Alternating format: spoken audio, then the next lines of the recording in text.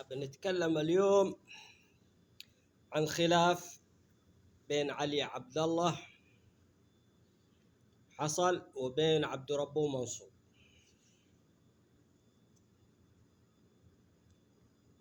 هذا جيش الصعدي وهذا جيش أبو هاني. هذه مزارع الدواجن، هذا مستبع،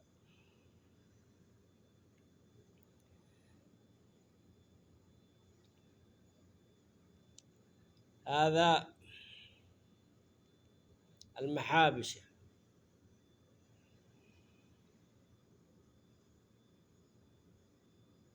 هذه منطقة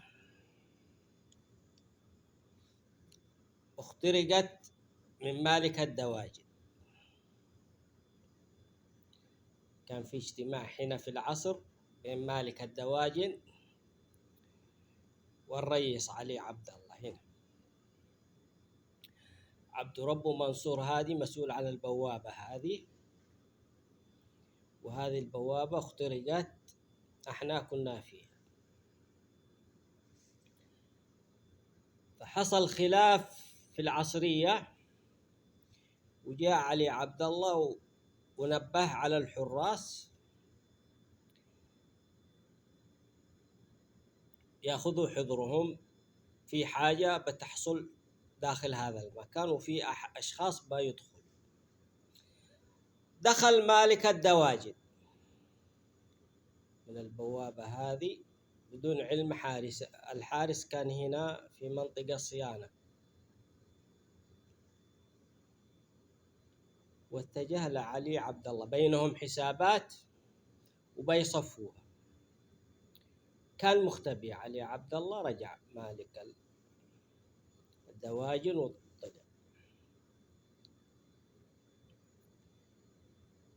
بعدها أصدر علي عبد الله صالح أوامر للبوابات يمنع منعا باتا الدخول. البوابة هذه كان مسؤول عنها عبد رب.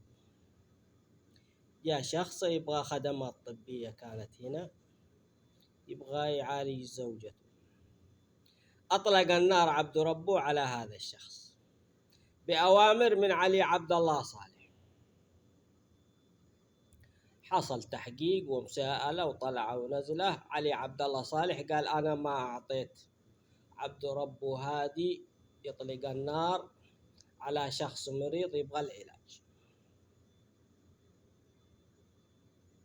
فأخذها عبد ربه منصور هادي في قلبه لعلي عبد الله صالح، وتحملها عبد ربه منصور هادي، وهو معطي أوامر علي عبد الله صالح.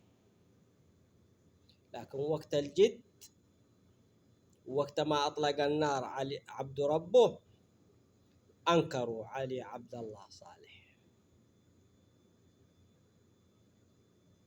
فمسكها لعلي عبد الله صالح في قلبه